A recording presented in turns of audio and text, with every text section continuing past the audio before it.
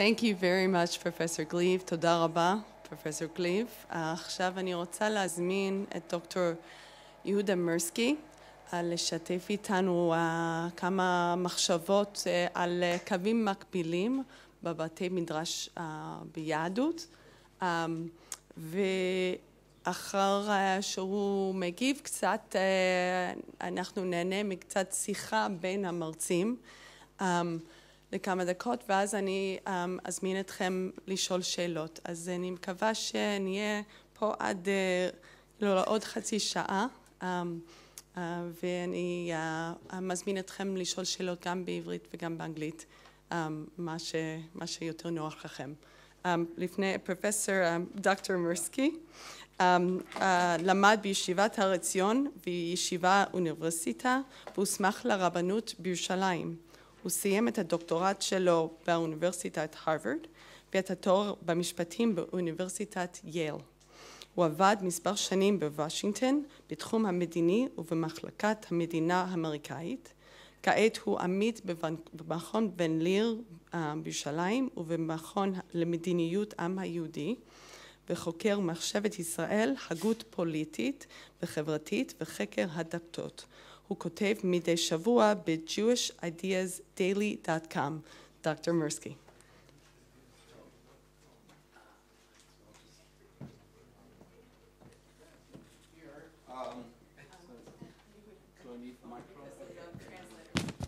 Okay, right. Well, first, before anything, it's just, there are a few things that are kind of unnerving. First off, just sitting here and looking out at the room and sitting here talking in the presence of so many world-class scholars of Islam and of yeshivot. That's unnerving enough.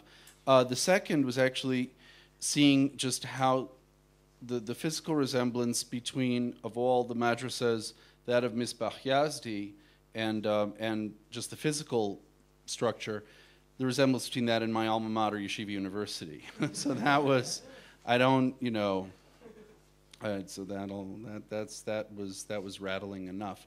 So I just like to offer a couple of reflections and ask you a couple of questions, if I may. So I mean, among the things that are terribly interesting here, almost I'm going to start from the end. The exams and the institution of these more formal procedures, because there's always this, often one sometimes sees there's this great irony in Jewish tradition and presumably in some aspects of Islam historically, sort of the irony of very, very strong religious authority proceeding through almost evanescent, personal, informal ways, right? I mean, every hadith depends on, okay, we have these elaborate chains of transmission for hadith, and at the heart of it is this ultimately kind of subjective judgment that the person transmitting it was a good and pious Muslim. Here we're talking about examinations and formal procedures being instituted, at the tail end of a long process of modernization and change. I mean, it almost seems to me at times that in pre-modernity, religious authority can proceed informally because it's ringed about by a whole array of social and political institutions that are enforcing it. In modernity, somehow religious bodies themselves need to undertake certain sort of bureaucratic and social control functions, formally delegated to the community, almost like the more traditional, the less formal.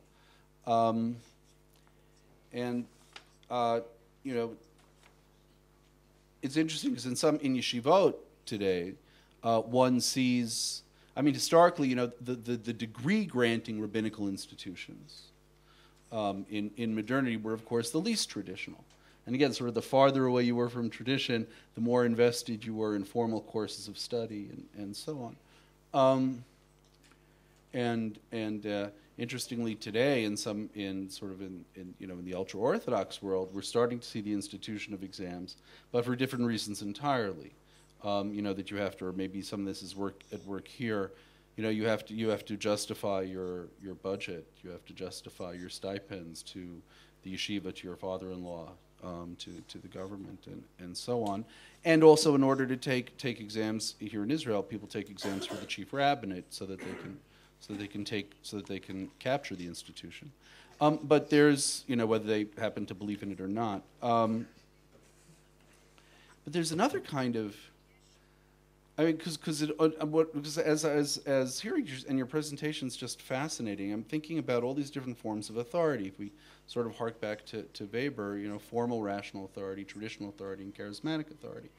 And it's so interesting that as you described, calm is something that really only takes off in modernity. And again, of course, there's some analogy here, perhaps, and this may be extremely far-fetched, and I see Professor Stamfer is here, and he may want to, pull me up short if I'm getting it wrong. That we see in Jewish intellectual history, obviously, in modernity, you see the emergence of the yeshiva, as is well known by now, as a freestanding institution, right, unconnected to, are the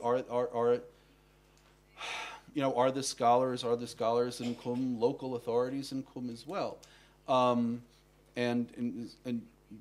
see, so what's very interesting is that this relation, the fact that Qum is also a shrine city, is something that one, at least until recently, hasn't tended to find in yeshivot, right? Yeshivot tend not to, certainly in the modern period, they tend to be standalone institutions, unconnected to shrines, and that's sort of those dimensions of religiosity, or if you will, the charisma is in the yeshiva. The yeshiva is sort of the institution is charismatic.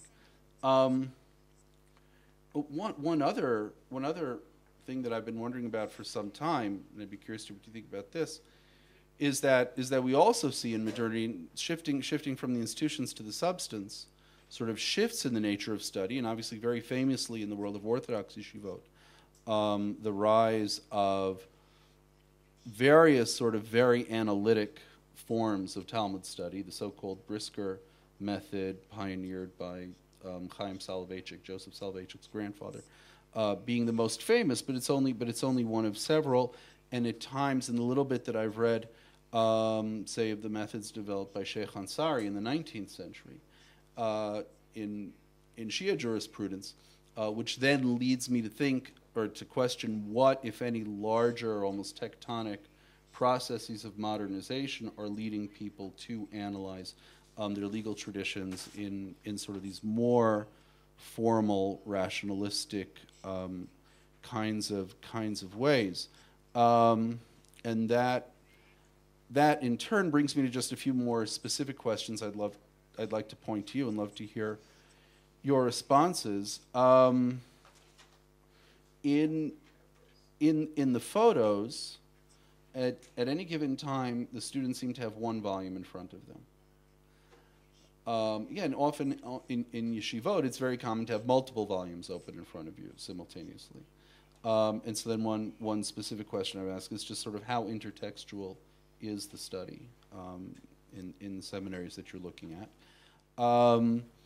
What you alluded briefly to some of the political doctrines back and forth. Love to hear more. And you made a very tantalizing comment in passing about diversity and debate. And I think we'd all just love to hear more about that. I'll just sort of leave it at that for now. Love to hear your responses, then I guess we'll open up for questions. Oh, and I have to ask you one last question, of course. In the time that you spent there, what's the one thing that's most surprised you about all of them? Okay, so. Is this one working? Oh, right. Well, thank you very much for those very interesting questions and greater sort of philosophical or theological ideas, both in the rest of Islam and in particular outside of Islam completely. But you don't find that at all.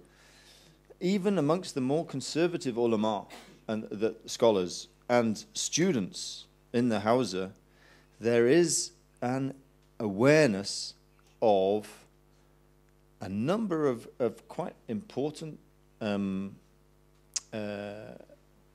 philosophers of the Western European and North American tradition. There's a large number who are reading someone like Stanley Fish, been translated into Persian. They're reading Stanley Fish and they're trying to work out what Stanley Fish has to say about the study of text. But perhaps more generally is, and that's probably the most extreme, Derrida and Foucault, and Gadamer. I tell this story regularly. The first time I visited Mufid University, I sat down with a group of mullahs and they said, in Truth and Method, on page 237, Gadamer says this. Do you agree with him? And what do you think he means by it? And I said, I don't know, because I do Islamic studies. And the level of compartmentalization in my mind is something that they can't really get over. And that's because I'm a product of a system which, to an extent, encourages compartmentalization. And they're part of a system which, coming on to one of your comments, encourages reading around the text and understanding around the text as well. So, something which exists in the Western European tradition in particular, but something which when you get to teaching after your PhD, you have less and less time to do, just on a purely practical matter. So that's one of the things which has most surprised me about it, is the level of understanding outside of the Hausa environment, and the amount of translation into Persian and Arabic which happens of these seminal texts. Another example is Kant. Enormously, most of the traditional scholars believe that in Kant they found a Western philosopher that can be imported into an Islamic context and without doing violence to their indigenous tradition. So is that because of the emphasis on duty and reason, sort of the twinning of duty not and just reason? That, it's mainly in the idea of a noumenal truth beyond, sort of like something that's true in and of itself, which is a sort of Kantian notion, which they value as something which comes out of their own philosophical tradition. So do they play with Hegel and sort of the valorization of the state? Some do. I mean, there's Hegelians and there's Kantians, and they're in Qom, and they're having these debates in I could talk at length. I'm not an expert in that area myself. Most of my work is in jurisprudence, but I meet the people that are working and reading these texts, and it's they know Kant and Hegel better than I do. So, and I have to ask, where's Sufism in all of this? Sufism is a dirty word in and of itself. Tasawwuf is a dirty word. But that doesn't mean that there's not an enormous mystical train. There's something which they call irfan, which is a tradition of philosophical mysticism which has a long history in Shiite Islam. And from round about the 17th century, the major proponent of this type of philosophical mysticism, irfan, called Mullah Sadra, was based in Qom for a number of times. His house is, I could have taken you there on the tour. His house is a museum as well, because he's given such an important, and this is something which Khomeini studied Mullah Sadra extensively and was an expert in Mullah Sadra. So it's something which they feel they can marry Kantian metaphysics with Mullah Sadra's ideas. I won't bore everyone with the details, and some of them I don't know. I'm not an expert in Mullah Sadra. So that's the thing which has surprised me. Single volume versus many texts. Well, of course, many texts they know off by heart. But the point of maybe it's just the pictures that I show, the point of a study circle is to study a particular text. And you study that text. You assume an enormous amount of knowledge in their head, but you study that text in the group. You might go off to the library and study other texts, but when you come to the sheikh's lesson, you bring one text with you. And you're supposed to be able to cope with any questions he throws out when he says, what about what he said, so-and-so says in such and such a book, which contradicts what we're reading here. And that's part of the reason why one text, the concentration on a single text, you read around the text, but the concentration on a single text, that is the vehicle through which you do your learning. And finally, political doctrine and diversity debate. The two things are very closely linked. political doctrine is, one of the criticisms of Qom from Najaf is that they're all politicians there. They're all interested in politics. They're not interested in true religious learning. In Qom, they're all. That in Qom, they're all politicians. All the mullahs in Qom, scratch the surface, you'll find a politician because they all want to get places, jobs in the Iranian government. In Najaf, we're pure. We've been purified by the Saddam years. We had no chance of any political influence during the Saddam years. So we have a religious system which is a religious system, not a political system, whereas in Qom it's been defiled by association with politics. There's big debates within Qom about how politics should be taken, what's the relationship between Shiism and politics, and there are, like Ayatollah Khorasani, those who say we should be completely separate. He, of course, is Najaf trained, so he comes from the Najafi environment. Mm-hmm. But similarly, within Qom, political studies seem to be the thing which is around every corner, mm-hmm. and every debate which they have. Scratch the surface, it's a political debate. Ultimately political. Yeah, very regularly it's ultimately political.